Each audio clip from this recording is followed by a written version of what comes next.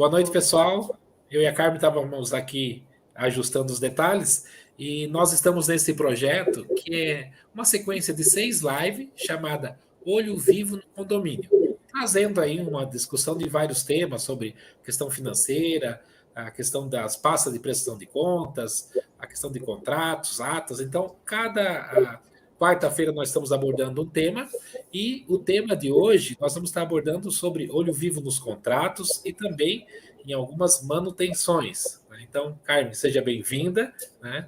E vamos dar sequência à nossa live de hoje, informando também para você que está nos acompanhando que vamos estar fazendo um sorteio ao final dessa série de live. Hoje é o nosso quarto encontro, nós temos ainda mais 2 encontros, né? E no 6º encontro nós vamos fazer um sorteio de 2 livros de autoria da própria Carmen, que vai estar falando agora sobre esses livros que a gente vai sortear. Carmen, por gentileza. Olá, boa noite. Já que o Odmar falou, os livros são esses: Conselho Fiscal e Conselho Consultivo, e o Condomínio e a Convenção. Boa noite, pessoal. É isso que o Odmar falou, e nós vamos fazer aqui uma discussão para chamar a atenção, tanto dos conselheiros, como dos condôminos, dos síndicos, de todo mundo, porque eu acho que interessa a todo mundo o que a gente tem discutido, porque nós dois somos da área, em especial o Odmar é auditor, e então ele tem até um olhar muito mais crítico até do que o meu, ainda que eu tenha um olhar crítico, né? Mas é essa a nossa discussão. Bacana, então. Então, dando sequência ao tema de hoje, né? Mas antes, assim, como participar desse sorteio? É interessante que você... É verdade. Como participar? Porque para a gente saber que você está nos acompanhando, né, e também pegar o seu contato, você deve fazer um comentário logo abaixo do vídeo, ou fazer uma pergunta, enfim, apenas para deixar um registro. Então, nós vamos pegar esse seu registro depois, e aí na última live, daqui a 2 semanas, nós vamos fazer então esse sorteio. Né? O tema de hoje é sobre as questões dos contratos e algumas manutenções obrigatórias, né? E como nós que somos da área condominial sabemos, o condomínio existe aquelas prestações de serviço que são esporádicas e existe aquelas prestações de serviços que são rotineiras, que são ordinárias, ou seja, todos os meses se fazem presente no condomínio. Carmen, você acha assim que é necessário que todo prestador de serviço que presta um serviço contínuo ele esteja coberto por um seguro? Qual é o risco do condomínio de repente não estar coberto? Aliás, seguro não, por um contrato. Né? Então, todo prestador fixo ele tem que estar coberto por um contrato de serviço e o condomínio corre algum risco se ele não tiver um contrato, se as coisas forem aceitadas apenas de boca, apenas na informalidade. Conte sobre isso aí. Qual é a sua opinião? A minha opinião, né? Então, eu acredito que no condomínio, seja qual for o serviço, deve ser coberto por um contrato e bem elaborado. Não adianta aquele contratinho que não tem nada, que só tem a especificação e quanto vai pagar. Não, tem que ser um contrato bem elaborado. E existem alguns contratos que eles são obrigatórios, né, Odmar? Como de elevadores, de bomba d'água, não é obrigatório, mas é essencial para o condomínio. Mas os mais comuns, que são os fixos, que você disse, bombas d'água, elevadores, portões, interfones, sistema de CFTV, geradores, né? Essas coisas que o condomínio usa com frequência, vamos dizer.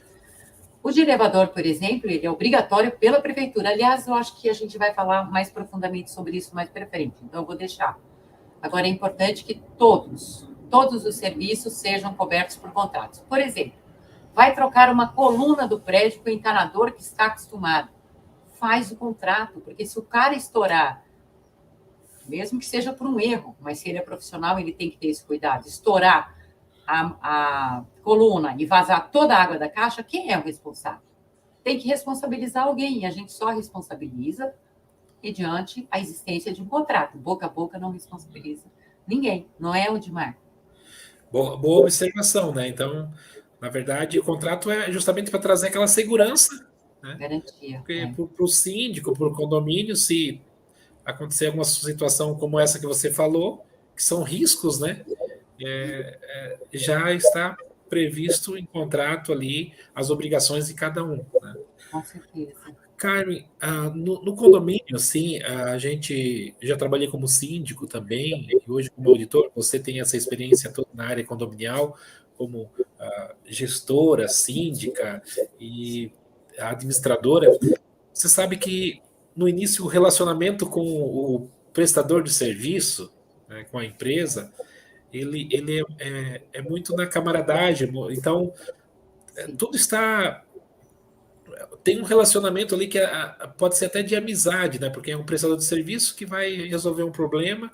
Só que depois que começa a prestação de serviço, às vezes essa relação ela não, ela fica tumultuada. Por exemplo, existe uma expectativa do síndico em relação ao serviço prestado. E se esse serviço não está sendo prestado a contento e o síndico precisar ali ah, rescindir, isso ele cria algumas rusgas e, e alguns contratos tem ali em letrinhas miúdas multas pesadas, né? Outras não falam muito bem sobre a questão da rescisão, né? Qual é o seu conselho assim, para o síndico? Ele deve o que ele deve analisar nessas cláusulas de rescisão? Existe algum, algum indicativo ali? E também, assim, para o conselheiro, para o morador que queira acompanhar os contratos do condomínio, sobre as multas rescisórias, né? Que às vezes há. O que você orienta assim que antes de assinar um contrato, para não cair numa pegadinha, não cair numa cilada e depois ter que arcar com o prejuízo, o que deve ser observado no contrato? Tudo. Mas há coisas importantes, existem algumas cláusulas básicas, né?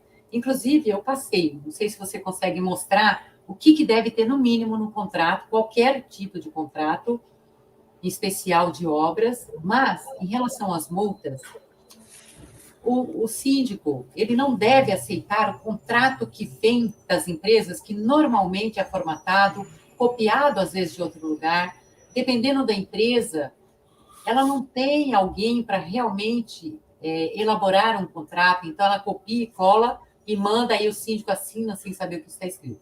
É muito importante analisar o contrato todo.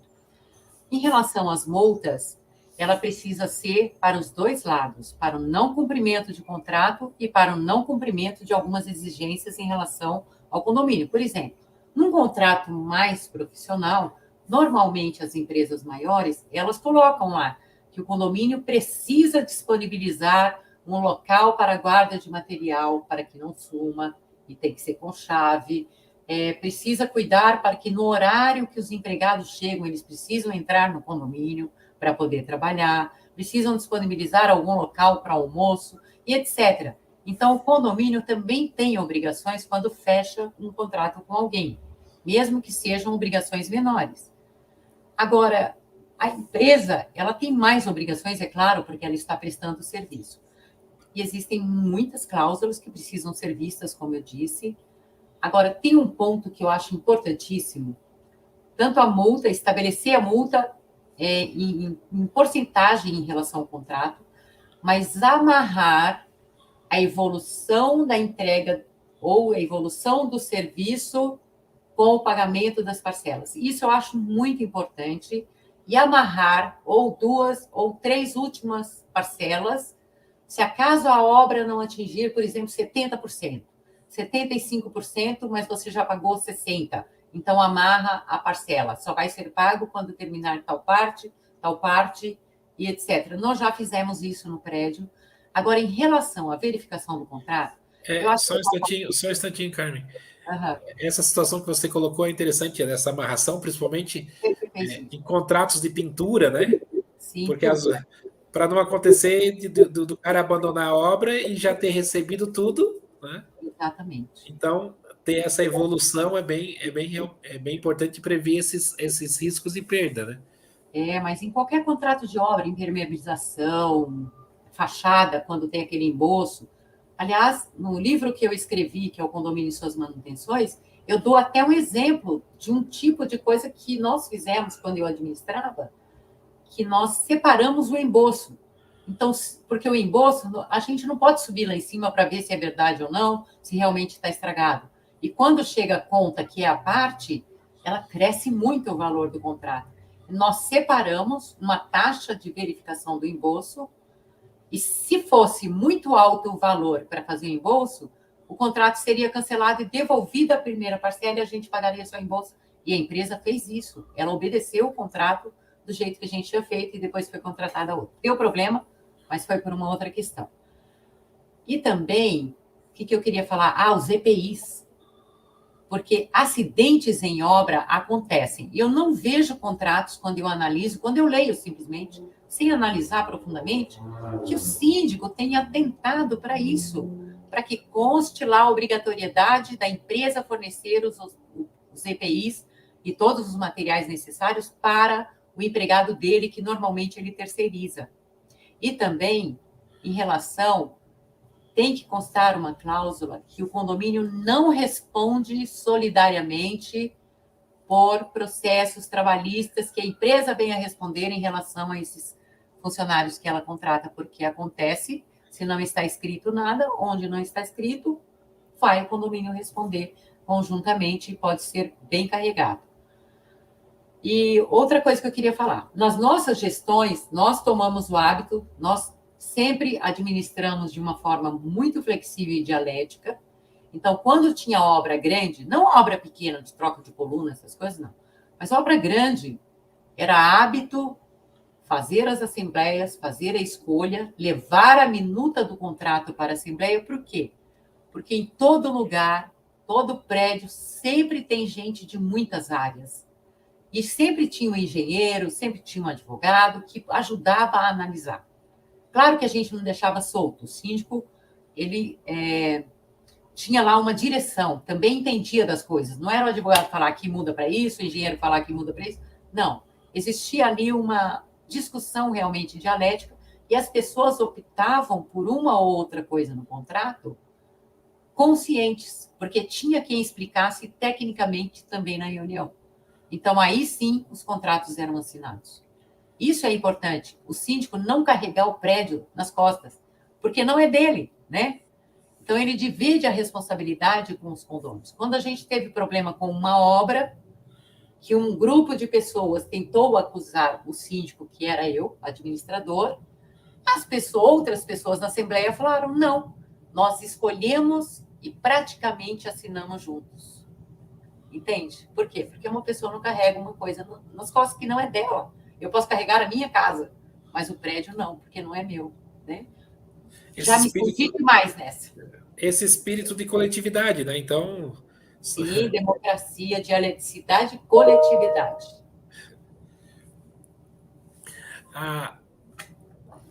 Contratos de funcionários terceirizados, da empresa terceirizadas. Também tem que observar essas questões que você colocou, né? Só que, no caso da terceirizada de limpeza, portaria, tem lá os funcionários full-time. E a gente observa que, às vezes, as empresas pegam esses funcionários, deixam lá no condomínio e não dão nenhuma orientação. Você acha interessante o síndico cobrar assim, um plano de trabalho para cada funcionário, para que eles tenham um direcionamento e não fiquem lá meio que perdidos no condomínio?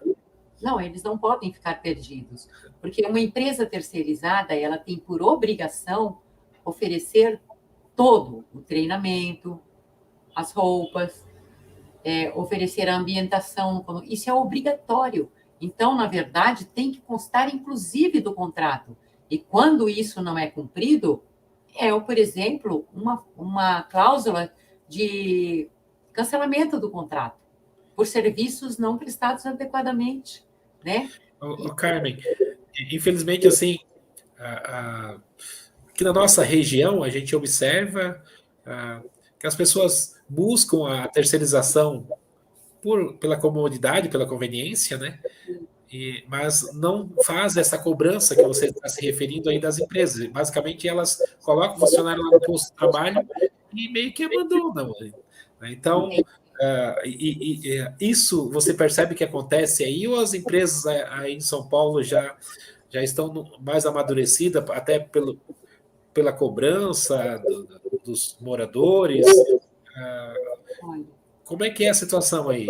Porque aqui ainda existe muito amadorismo nessa questão.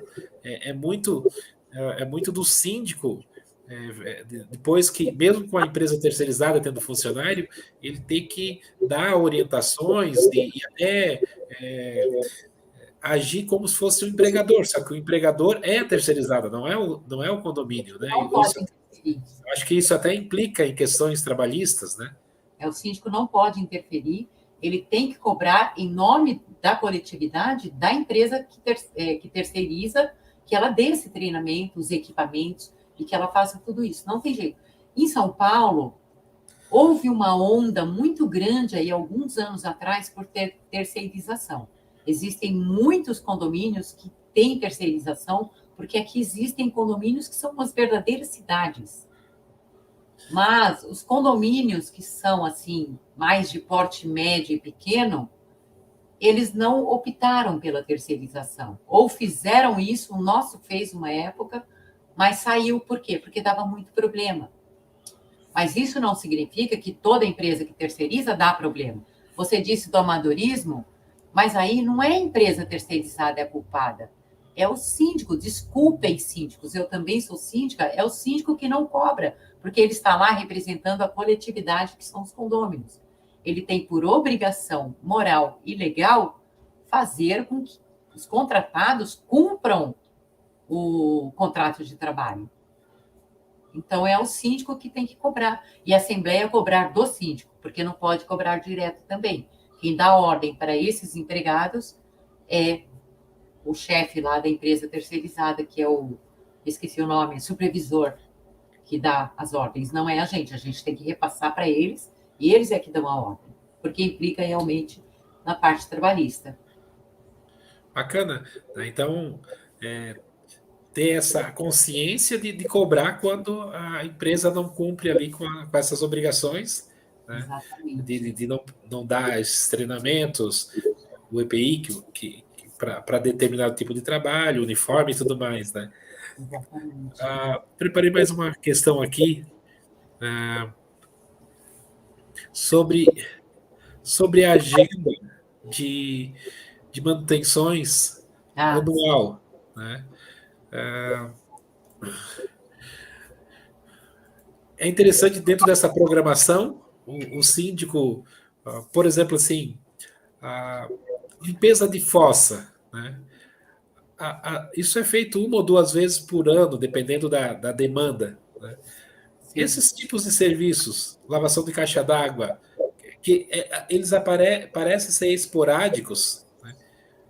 Mas eles têm que ser feitos durante o ano. É interessante o síndico preparar uma agenda e, de repente, em alguns desses serviços, até mesmo, por exemplo, a troca dos extintores, já formatar um contrato com uma dessas empresas para também diluir o custo, fazer lá um parcelamento, porque o serviço ele é executado às vezes uma única vez, por exemplo, a troca de extintores, mas se tiver um contrato, ele pode parcelar isso e essa assistência da empresa ela pode se estender por um período maior. Você acha interessante quando programar a agenda de manutenções do condomínio, já também buscar amarrar com contratos com alguns prestadores? Eu não acredito nisso. Eu acho que é viável qualquer tipo de coisa, mas eu acredito na concorrência, inclusive não apenas em relação ao preço, mas à boa prestação de serviço. Porque quando você amarra alguma coisa que não existe uma legislação que faça aquela empresa agir daquela forma, por exemplo, elevadores, você vai falar, é obrigatório RIA, que vai até para a prefeitura. Mas o extintor não vai para ninguém, fica entre o síndico ou entre o condomínio e a empresa. Então, ela pode relaxar o trabalho, porque vira uma rotina para ela. Eu acredito na livre concorrência em relação à qualidade e preço, sempre que for necessário. E isso não impede que seja parcelado esse valor, se necessário, porque não é caro. Agora, tem algumas coisas que precisam atentar. Eu passei um link, se você puder disponibilizar esse link, é do gov.br, que fala sobre extintor de CO2, e ele comenta sobre os outros extintores. Então, ele fala, inclusive, aí no gov.br, que é em questão de informação, que é o site novo do governo, né? Sim.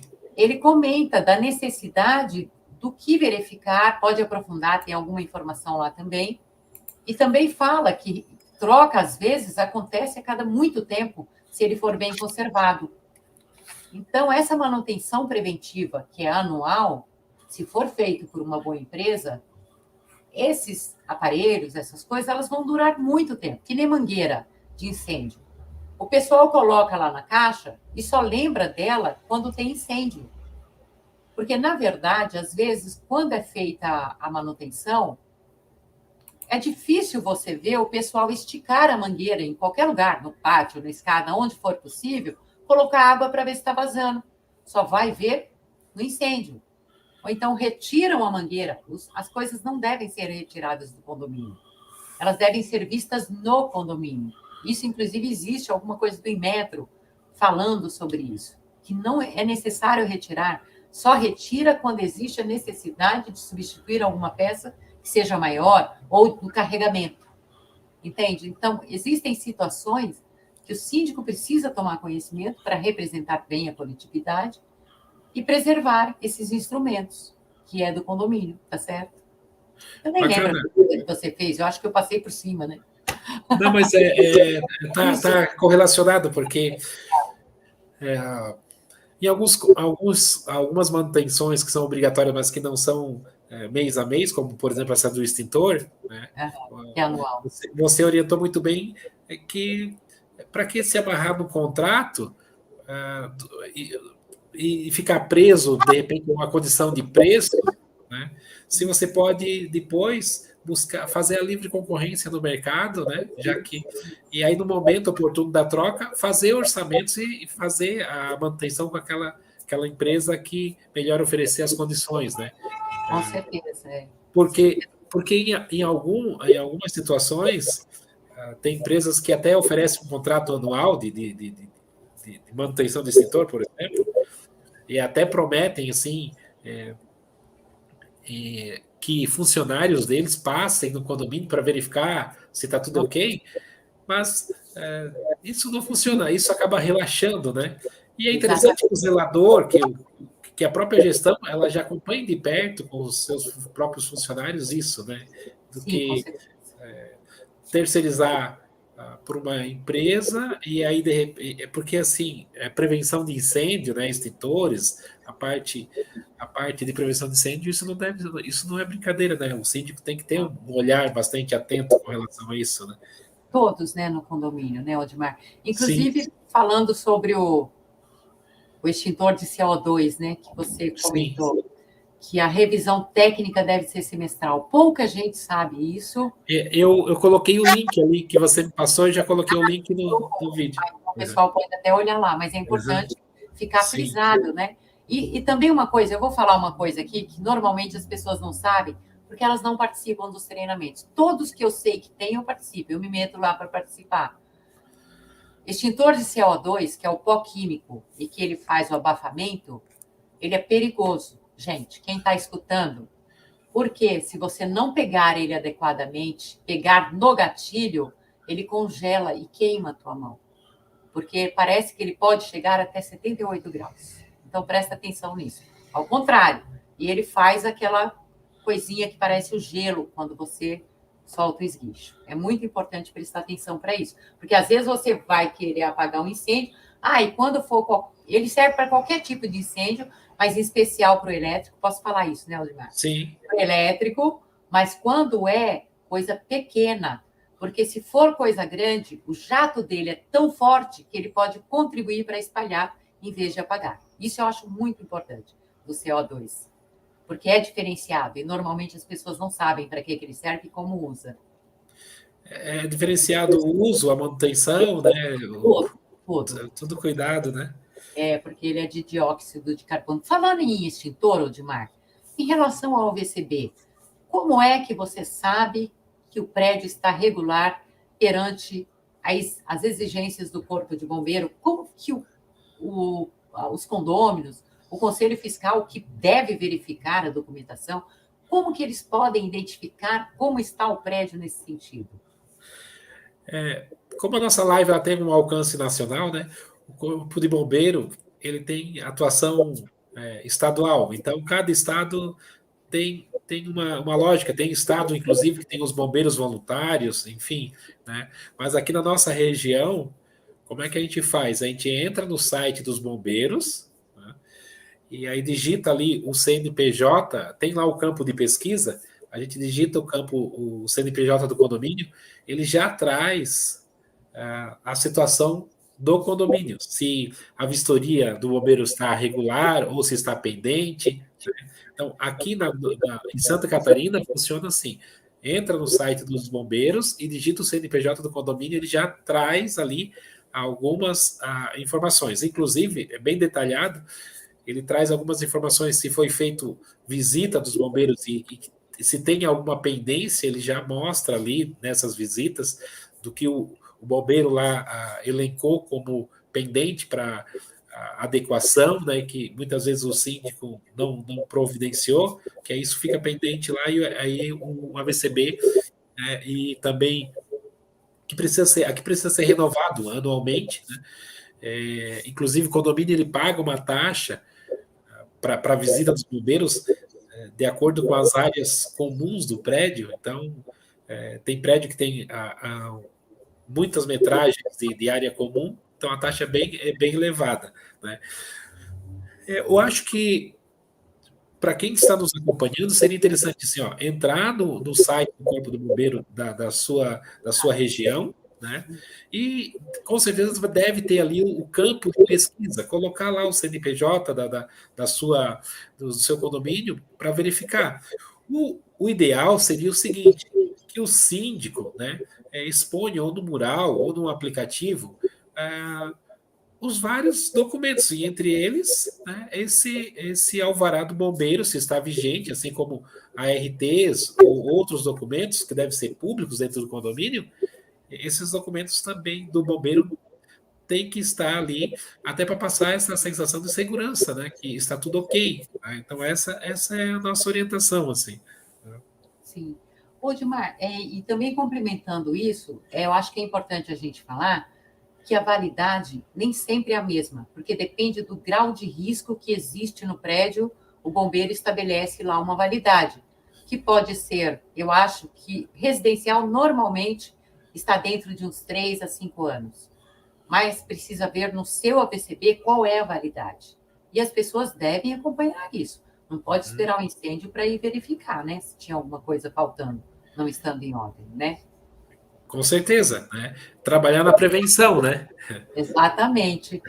E aí, falando dessas coisas que são importantes, como o AVCB, que você falou aí, a forma mais fácil de se verificar se está pendente alguma coisa, se está em ordem ou não, porque a gente não está tratando de como se tira, mas qual Sim. é a orientação de uma maneira geral? O elevador é um meio de transporte que existe na maioria dos prédios e é a coisa mais importante, é um dos corações, né, vamos dizer, de um prédio. Como que a gente controla a manutenção? Quem deve fazer essa manutenção? Existe alguma exigência por parte do governo, da prefeitura? Como que funciona isso, Odmar? Legalmente se exige que todo elevador esteja coberto por um contrato, né? Como você já mencionou lá no início, de manutenção por uma empresa especializada. Ocorre hoje que, antigamente, quem fazia essa manutenção era apenas as fabricantes, só que hoje existem várias outras empresas que são especializadas e que não necessariamente são fabricantes. Mas existe muita picaretagem nesse meio, né? Como o número de prédios cresceu muito, e as empresas, às vezes, firmam esse contrato e elas devem ali visitar mensalmente o condomínio e fazer as verificações, as manutenções preventivas. Já aconteceu de prédios que o técnico cobrava ali, por causa do contrato, a mensalidade, mas ele aparecia no condomínio a cada 3, 4 meses. Né? E aí, quando ele aparecia, ele acabava preenchendo, às vezes, uma fichinha de visita, e às vezes até preenchendo com data retroativa, o que é uma malandragem. O síndico, o conselheiro, os moradores, eles têm que ficar atentos se as visitas estão acontecendo de forma regular. Né? Aqui em Santa Catarina, é de praxe, no elevador, ter uma fichinha que é um adesivo, né? Onde registra ali a visita do técnico. A data. A data. Né? Boa Então, ideia.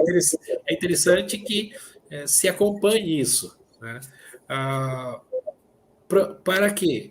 Para que o elevador esteja coberto ali por essa manutenção preventiva. Infelizmente, assim, às vezes acontece situações de sinistro no elevador.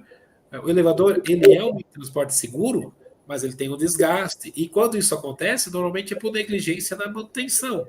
Né? Então, um elevador que é rigorosamente ali acompanhado mensalmente por um técnico, dificilmente vai dar algum problema. Né? Então, a nossa orientação, a nossa dica, assim, ó, é ficar atento o condômino, o conselheiro, quando pegar o elevador, já ficar atento naquela fichinha ali, se as visitas estão sendo regulares. Né?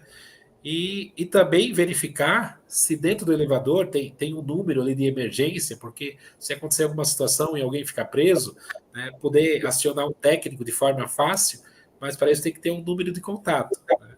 Sim, boa ideia. Carmen, algumas prefeituras exigem uma obrigatoriedade de um relatório que é o chamado RIA. Né? Anual, é obrigatório. E aqui na nossa região não é necessário isso, né? Mas existem as NBRs que falam sobre a questão da manutenção preventiva. Então, aqui não é obrigatório o RIA, né? Aí em São Paulo é obrigatório, né? É obrigatório, sim. Aqui é obrigatório a inspeção anual, que é mais detalhada, vamos dizer. Uhum.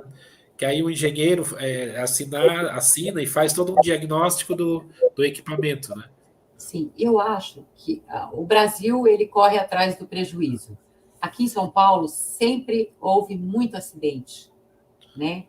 Teve casos assim absurdos, vamos dizer, não é todo dia, mas quando aconteceu foram casos estrondosos. E aí eu acho que surgiu isso. Já é antigo e ainda acontecem alguns casos. Assim, é bem complicado.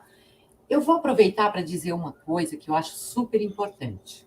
Que você está falando, eu acho que talvez você fosse falar isso, mas eu lembrei agora, que quando alguém ficar preso, você disse do telefone dentro do elevador, super importante.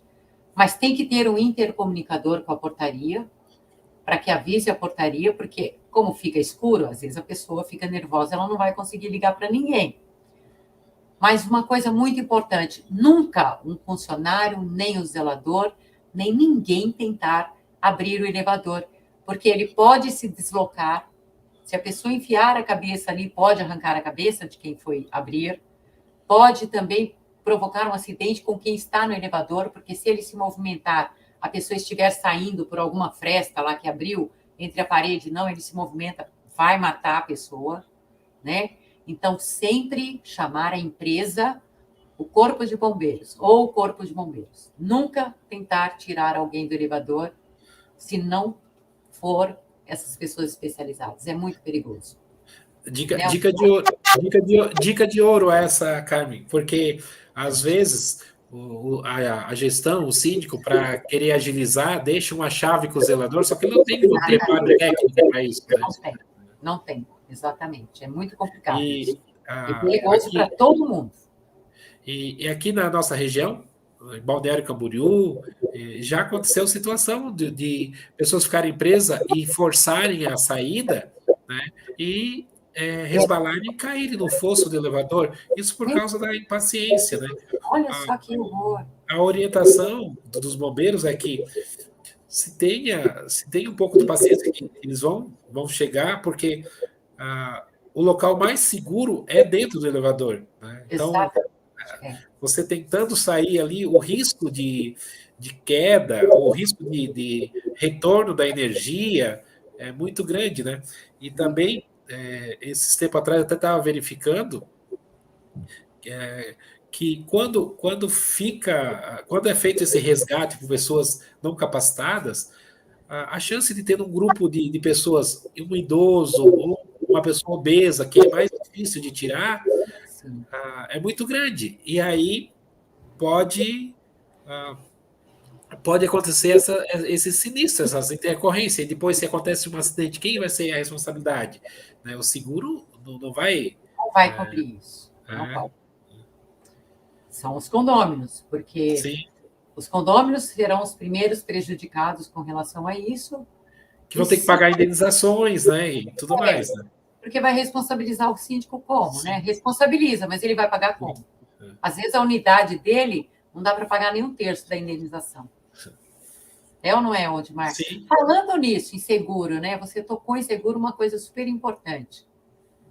Como funciona essa parte de seguro do condomínio? Como que o como que os conselho fiscal, os condôminos podem saber se foi feita a cobertura ou não? Entende? Porque se Uhum. acontece um sinistro e o prédio não tem seguro, o que acontece, Odmar? Me Então, fala um pouco sobre isso. essa questão do seguro também está. O seguro é um contrato de risco, né? Então, ah, também tem que estar ali no house de contrato. E o seguro é um documento que também tem que ser aberto aos condôminos, né? Eles têm que ter acesso, ou na pasta de prestação de contas, tem uma cópia da policy, ou no aplicativo, enfim, ele tem que ser acessível, né? E o seguro, além de ser obrigatório, é obrigatório pela lei, pelo Código Civil, né? Ele também é hoje uma ferramenta para deixar os condôminos mais tranquilos, porque os riscos são muito dentro do condomínio. Então, existe o seguro obrigatório, que é aquele seguro de contra explosão, incêndio da estrutura do prédio, né?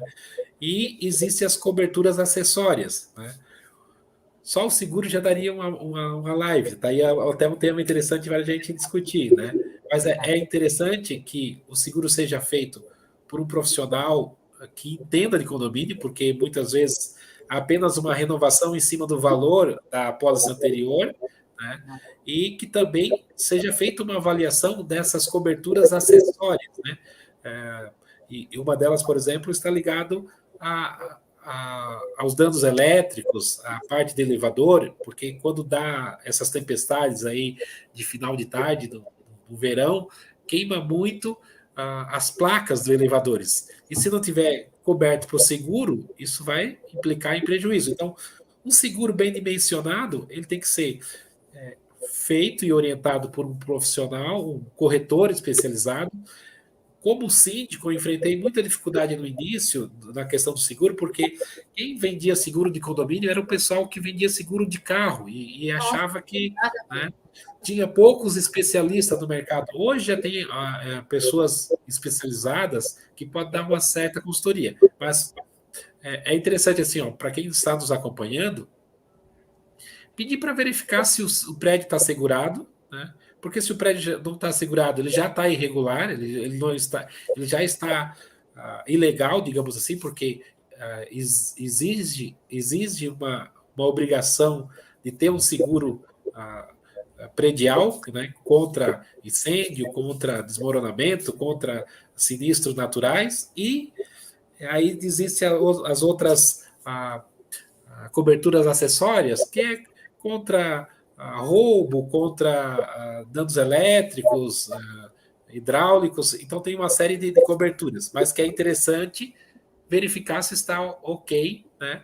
Para não ter problema depois de acontecer um sinistro e aí amargar ali os prejuízos. Né? Sim, você falou bem legal, interessante. Você falou do lance do elevador, da queima de placa. Existe um sistema que é do. Ai, que é um sistema que eu não sei se é obrigatório em todo lugar. Eu acho que em São Paulo passou a ser obrigatório alguns anos atrás. Eu acho que eu até trago no livro. A gente não lembra tudo que a gente coloca no livro. Eu não lembro se chama GPS, sei lá, tem um nome que eu acho que é uma placa que é colocada no sistema de entrada elétrica que evita a queima de placas de interfone, de telefones, quando cai raio, quando tem uma tempestade. Tem alguma coisa. É uma proteção, né? É uma proteção, mas eu não lembro, é uma sigla com 3 Sim. letras, eu não lembro exatamente agora. Mas é interessante as pessoas pesquisarem sobre isso. É um sistema que se coloca e dá uma proteção. Antes de queimar a placa, ele queima esse dispositivo, né? Isso, ele desliga, eu não sei como funciona, eu não tenho esse conhecimento. Mas eu acho, ele dá uma proteção. Quando tem uma descarga elétrica de algum tipo, ele dá uma proteção. Bacana. É interessante, né? Muito Olha legal. só. Odimar, deixa eu perguntar uma coisa importante. Você falou bem sobre o seguro. O seguro que é feito para o condomínio, ele, por exemplo, tem um incidente e pega fogo em algum lugar do condomínio, dentro de uma unidade. Tem um incêndio numa unidade, pega 2, 3 unidades. Mas não danifica, a não ser ligeiramente, a área comum. O seguro cobre a área particular? Boa pergunta, Lê. É interessante assim que esse seguro obrigatório que eu falei, né, ele é o seguro da coletividade no sentido da área comum. Ele não está cobrindo ali as coisas internas dentro do apartamento, né? Então, se pegar fogo dentro de uma residência, dentro de um apartamento, dentro de uma unidade, né, o seguro do prédio ele só vai cobrir os danos que estão relacionados às áreas comuns, por exemplo, aos corredores, a parte de equipamentos que são das áreas comuns, mas as coisas dentro do apartamento, né, cada morador depois ele tem que fazer o seu seguro particular, o seu seguro da sua unidade, do seu apartamento, que é o seu seguro residencial, funciona igual quem mora em casa, né? Então, o seguro obrigatório do condomínio ele é um seguro estrutural, ele é um seguro para garantir a integridade da estrutura do condomínio, do prédio. Agora, esses incêndios localizados, é lógico que assim, ó, a maioria dos incêndios em condomínios que afetam o prédio, ele começa numa unidade, né? Mas a maioria dos incêndios dentro do apartamento, eles são rapidamente assim solucionado através dos bombeiros, tal, né? Mas esse dano que aconteceu dentro do apartamento, o seguro do condomínio não cobre. Né? Não cobre. Tá. Não cobre. E outro ponto também que eu tô lembrando agora é que se o condomínio tem funcionários próprios, né, é interessante que se tenha uma apólice separada do seguro de vida. Né? Sim, importante. Seguro de vida dos funcionários. Né? O seguro de vida dos funcionários, porque se ele trabalha ali, ele corre risco de acidente e corre risco. Né? O risco de morte ele é inerente a quem está vivo. Tá? E se um funcionário venha a falecer dentro do ambiente de trabalho do condomínio, ele está coberto. O seguro ele é algo muito barato do condomínio. Né? Então, essas apólices é muito acessível. Então, é mais a questão do síndico ter a consciência e fazer isso, né? Fazer uma apólice bem feita, buscar uma assessoria de um bom corretor e também na contratação ficar atento, assim, porque muitas vezes a própria administradora tenta empurrar as apólices de seguro, porque elas recebem comissionamentos, né? Então, buscar uma contratação independente, né? Então, essa também é uma dica, assim, ó, porque muitas vezes, quando a administradora ela já oferece o seguro, ela vai oferecer aquele seguro que é mais vantajoso para ela, que paga mais comissão para ela, e não o que é mais adequado para o condomínio, né? Agora, você acha que essa decisão cabe ao síndico ou aos condôminos? A quem interessa a cobertura, entende? Você não acha que isso deveria ser levado para a Assembleia para que os condôminos decidam pelas coberturas? Eu acho assim, ó, que num condomínio médio tradicional, né, que tenha funcionários próprios, que tem. É interessante o síndico receber uma consultoria de um corretor especializado, né? E para ficar algo democrático ali, para o síndico também não levar esse fardo todo nas costas, Sim. não custa numa assembleia extraordinária pautar isso, né? Para dividir também com os condôminos sobre a questão da responsabilidade depois de contratar um seguro também da sua unidade particular e também levar um conhecimento sobre seguro, porque a maioria das pessoas dentro do condomínio não sabe sobre seguro. E aí decidir junto. Isso aí é o ideal, uma assembleia, né? Entendi.